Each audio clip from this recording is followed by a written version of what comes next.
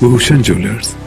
राजस्थान और छत्तीसगढ़ में मुख्यमंत्री कार्यालयों में अधिकारियों पर हुई जांच एजेंसियों की कार्रवाई पर उठाए जा रहे सवालों पर केंद्रीय मंत्री अनुराग ठाकुर ने पलटवार किया है। अनुराग ठाकुर शुक्रवार सुबह ऊना में बीडीसी व जिला परिषद सदस्यों के प्रशिक्षण सत्र में हिस्सा लेने के लिए भाजपा कार्यालय पहुंचे। प्रशिक्षण सत्र से पहले पत्रकारों के साथ बातचीत में अनुराग ने कहा कि राजस्थान और छत्तीसगढ़ में मुख्यमंत्री के कार्यालय के अधिकारियों के घरों और सीएम के दफ्तर में काम करने वालों के पास करोड़ों रुपए पकड़े जाते हैं। अनुराग ठाकुर ने कहा कि छत्तीसगढ़ में कौन सा घोटाला नहीं हुआ, कोयला घोटाला, शराब घोटाला सहित ऐसा कोई क्षेत्र नहीं जिसे वहां की सरकार ने छोड़ा। अनुराग ने कहा कि इसमें मुख्यमंत्री कार्यालय के अधिकारी शामिल हैं।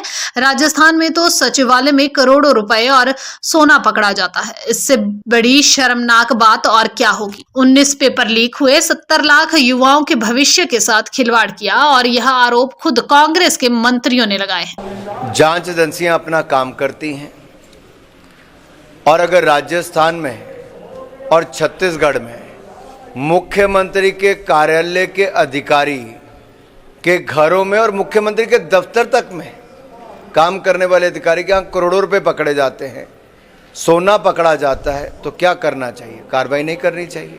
क्या विदेशी मुद्रा का उल्लंघन होता है तो क्या जांच के लिए नहीं बुलाना चाहिए? क्या इसके लिए ना बुलाएं कि कोई किसी मुख्यमंत्री का पुत्र है? क्या इसलिए जांच एजेंसियां काम ना करें कि राज्यों में चुनाव चल रहे हैं? आखिरकार अगर देश को भ्रष्टाचार मुक्त करना है तो जो बड़े पदों पर लोग भ्रष्टाचार कर रहे हैं उनके खिलाफ कड़ी कार्रवाई क्यों ना हो? आज छत्तीसगढ़ में लोग पूछते हैं कौन सा ऐसा क्षेत्र है जहां पर घोटाला नहीं हुआ? कोयला घोटाला, शराब घोटाला, गोठान घोटाला, क्या है जिसमें छोड़ा ना हो वहां की सरकार ने? और मुख्यमंत्री कार्यालय के अधिकारी वो शामिल हैं जी उसमें। और राजस्थान में तो सचिवालय में करोड़ों रुपए पकड़े जाते हैं, सोना पकड़ा जाता है। ये इससे बड़ी शर्मसार बात क्या होगी? वहां पर 19 पेपर लीक हुए, 70 लाख युवाओं की जिंदगी के साथ खेला गया। और ये आरोप हमने नहीं लगाए, कांग्रेस के मंत्रियों ने स्वयं लगाए हैं। अनुराग ठाकुर ने कहा कि लोकसभा चुनाव 2014 और 2019 दोनों चुनाव नरेंद्र मोदी के नेतृत्व में लड़े गए और 30 साल बाद पूर्ण बहुमत की सरकार बनी। उसके बाद सरकार ने जो कार्य किए उसकी धूम देश ही नहीं दुनिया में हुई। 2019 में पहले से अधिक सीटों के साथ विजय हासिल की। मोदी वैश्विक नेता के रूप में उभरे हैं। कहा कि विकसित भारत बनाने में नरेंद्र मोदी का नेतृत्व बेहद जरूरी है।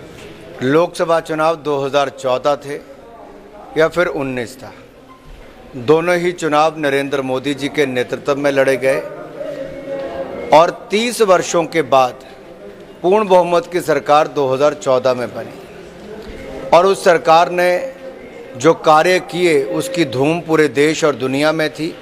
तो 2019 में पहले से ज़्यादा सीटें जीतकर फिर एक बार मोदी जी के नेतृत्व में सरकार बनी। आज एक वैश्विक नेता के रूप में नरेंद्र मोदी जी उभरे हैं। आज दुनिया में भारत की और बड़ी उम्मीद के साथ देखा जा रहा है और भारत के लोग भी जानते हैं कि विकसित भारत बनाने के लिए मोदी जी का नेतृत्व फिर जरूरी है। 13.5 करोड़ गरीबी रेखा से बाहर गरीब आए पिछले 5 वर्षों में।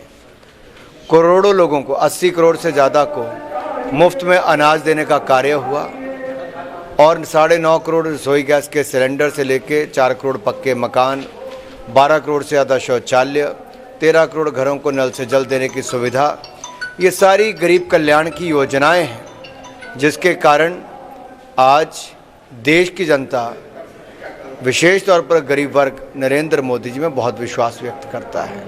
Bureau report ENTV।